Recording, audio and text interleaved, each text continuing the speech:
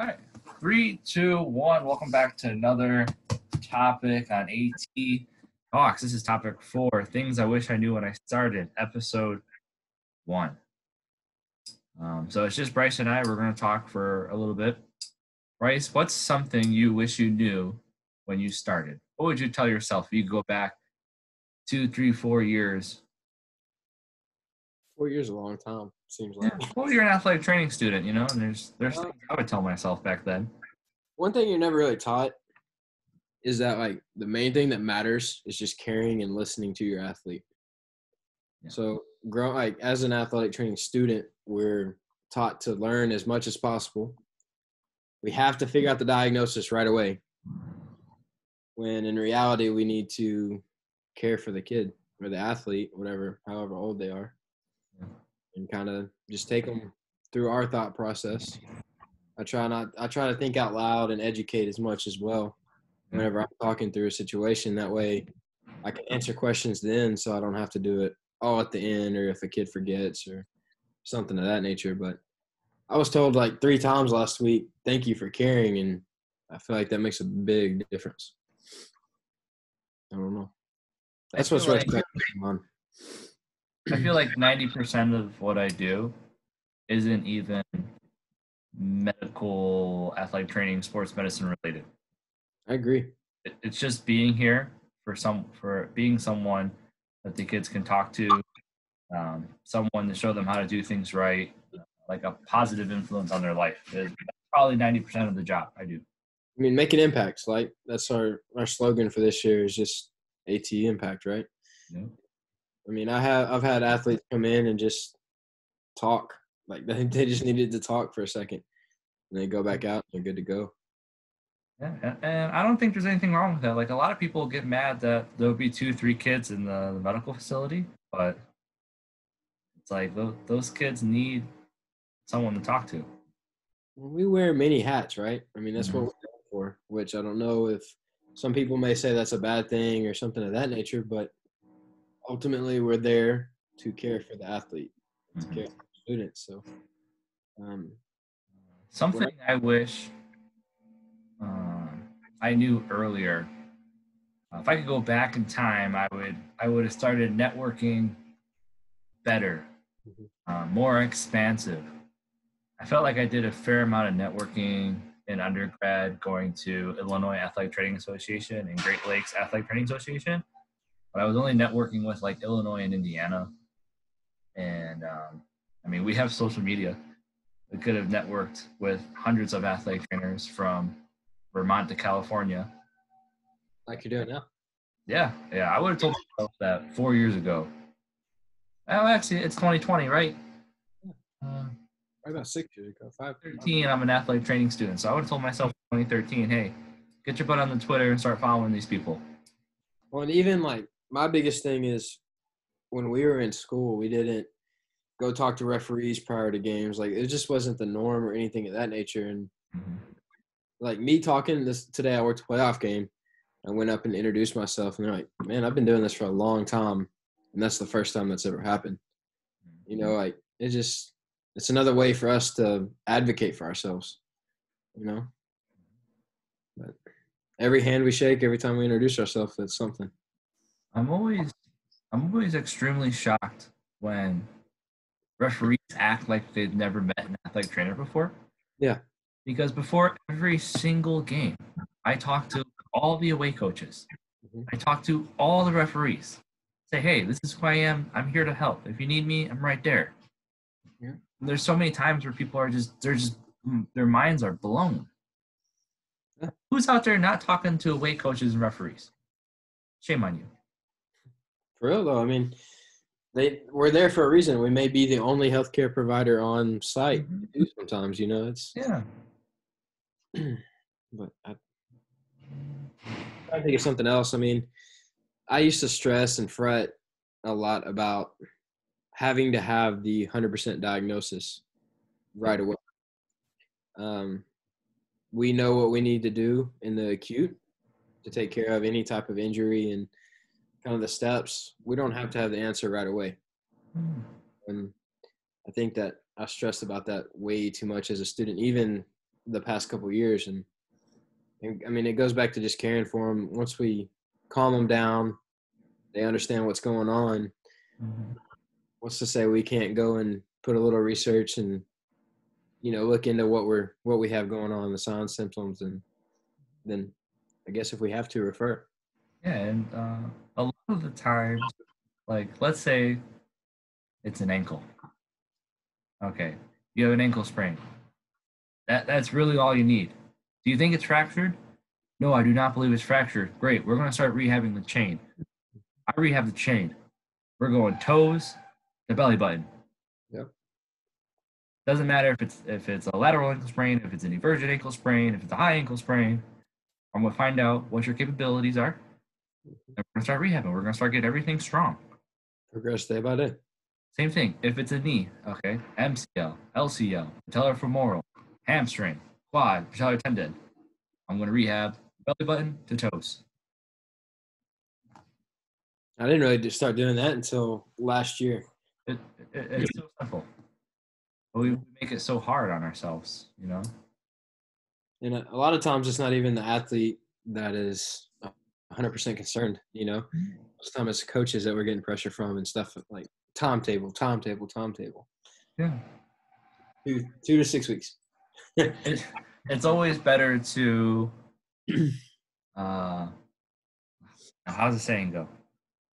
It's you give them a bigger timetable and then you crush it. Yeah. Over deliver.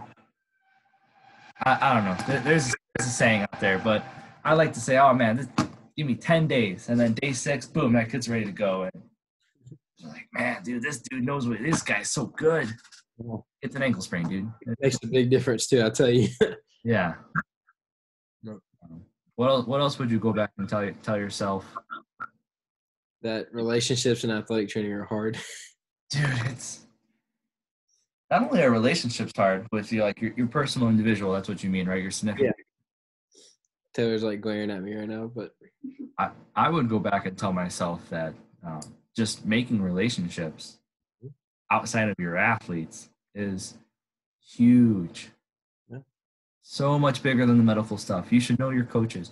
You should know your AD. You should know your assistant AD. Yes. You should also know your nurse, your PE coaches, your fitness strength coaches. Janitors, like people who take care of the facilities and facilities, maintenance, all the stakeholders. You should talk to those people. Hey, you're on the school board. My name is Tom. I'm the sports medicine provider here. If you need anything, let me know. I take care of people. You need to talk to all those people. It is very difficult as an outreach sometimes. Yes. Like right now, I'm providing care for a high school. I go every Wednesday morning. I'm there for 2 hours. I check them out if they need it, give them a plan of action, refer if we need to refer, and then I'm there for certain home games.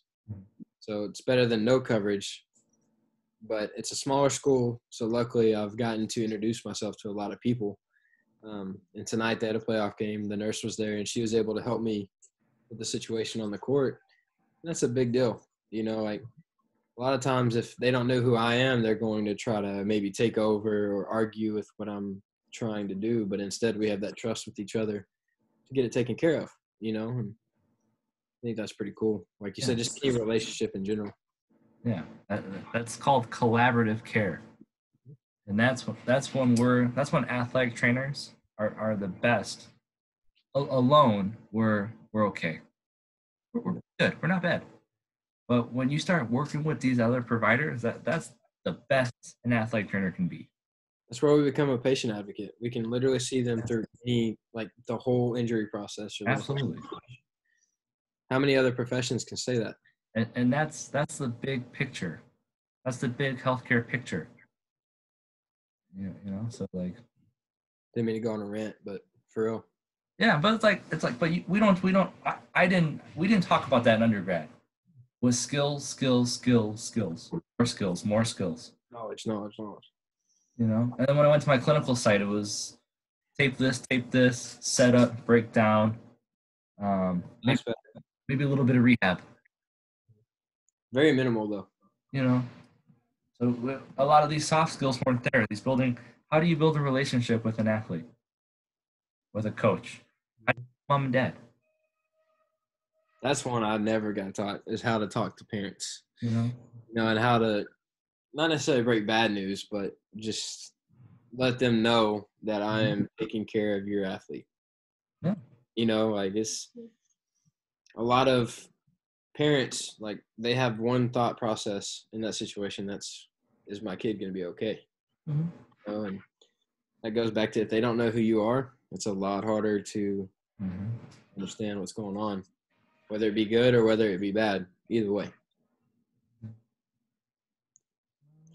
don't know if I got anything else right now. I'm trying to think. Let's see. Things I would tell myself. I would tell myself that I would tell myself to say no. Yeah. I don't know if a good. I mean, like I do an awful job saying no. I did too. All I wanted to do is please. Like basketball started practicing late one day. They didn't tell me.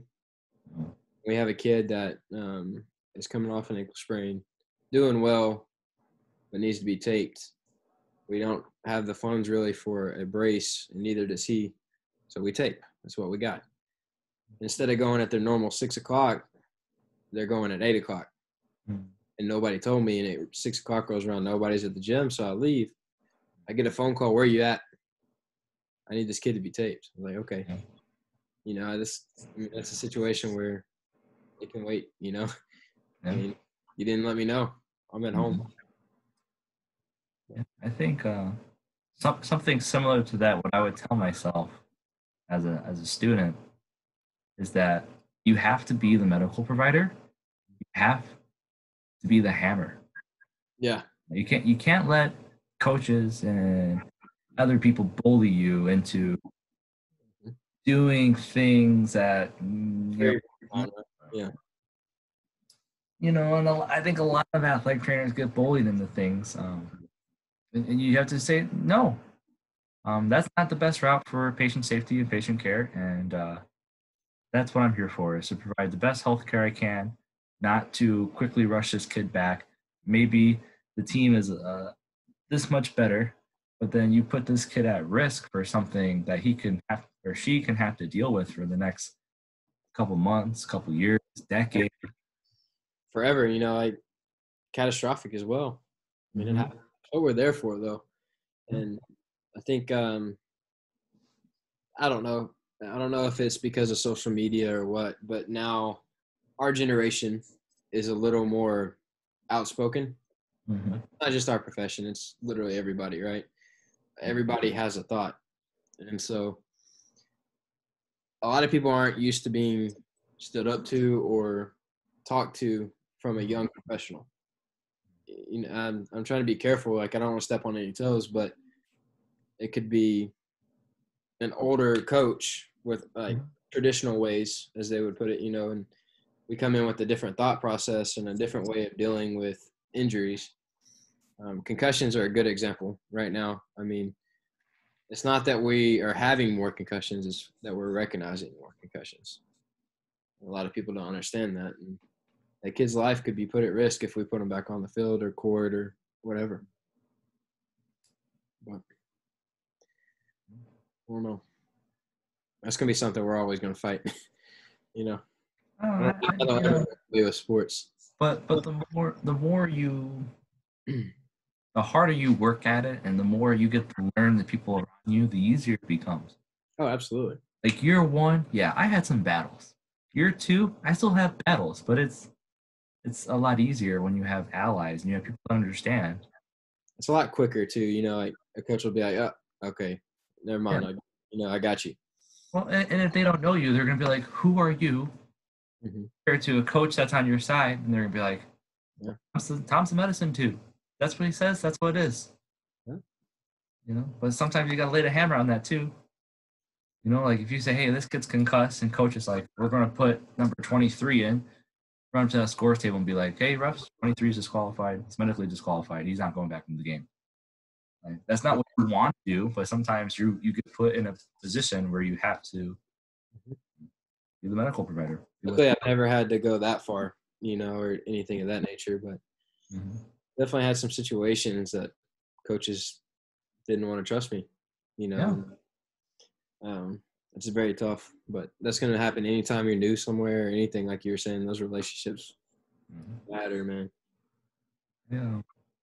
I wish I would have known. Like when I came out of school, I had this very romantic idea in my head that I'm a medical provider. I know the standards of care. I know the equipment I need, and all these things I want to implement. And then you get to the job, and it's just barrier, barrier, roadblock, barrier, barrier, roadblock. Like I wish I had a better understanding of that coming out of school. That in order to deliver the standard of care, it's hard. Like it's difficult. Definitely, especially when you don't have kind of the backing that you need or the funding or anything of that nature. You know. Yeah. Like it's just you're always going to have battles. You're always going to have struggles, and you're going to have your highs and your lows. And it's just like it's so much harder than what I think a lot of people think. They just see you sitting there taping ankles, giving up a bag of ice, and you're like, "Oh, that's easy. Your job's easy." And it's like Yes. there's so much more to the iceberg, man. This is difficult. This is hard. Who's the ice guy? I love it. I enjoy it. I have a lot of fun, but it's hard. Definitely. I'm just glad I look forward to going to work though. Yeah. You know, and a lot of people don't say that every day. Yeah. Definitely some days I don't want to go to work, but I love what I do. Yeah. Well, man, when you get into that grind, it's like I just got to make it to Wednesday. Wednesday, and you're like, I just got to make it to Thursday. And then it's Thursday, and you're like, all right, if I can just make it to Saturday. Yep. Those grinds are terrible. But like, I haven't been in one of those in like 3 weeks. I wake up, I'm super pumped. I'm like, I'm going to the school at 1. I'm going to see my basketball kids, my football kids. We're going to train. We're going to do some preventative stuff. And then I get to see my other kids and you know, talk, mess around, and have and laugh. And hopefully. I think that's something that's a big deal too, is your personality towards your athletes and coaching. Like if you go in, you always like you have your positive vibes and like you're just getting that off. Like the other day I was just sometimes I get in a very sarcastic mood. And like it just instantly our girls that walked in that were getting treated for basketball practice, like their mindset just completely changed when I just started messing with them a little bit. And, you know, sometimes that's all it takes. And that makes a big difference. Like yeah, and it's just once you learn your kids and you show them that you care and they can open up to you and you can build those levels of trust. I mean, the impact you can make on their life is enormous. I hate to say kids sometimes because like if any of my athletes watch this, they're gonna be like, dude, I'm not a kid. You know, I'm doing what well, see, they're my kids. Like I got a bunch of 14, 15, 16, 17, even my 18-year-old seniors, they're my kids. But I also depend. I'm always gonna call them my kids. You know, yeah. But like, how's the area that you live in? Are those intact homes? Yes and no. Okay, because like my kids aren't. I mean, a lot of my athletes I'm at a junior college. You know, so yeah. Sometimes I get some that are coming from a rough past, and you know, not as great of a past. I get some that come from a very supportive home as well, but definitely just some of those times you can tell that they like to latch on somebody once they get here. A lot of times it's the first time they've ever been away from home. Yeah. So it could be one of the coaches or something, you know, one of their teammates or anything in general, but absolutely. And you cannot teach that in a book. No. Yeah. When an athlete injures a knee and you go, hey, can I call mom or dad? And they go, oh, I've never met dad and mom's dead. I live with my grandma.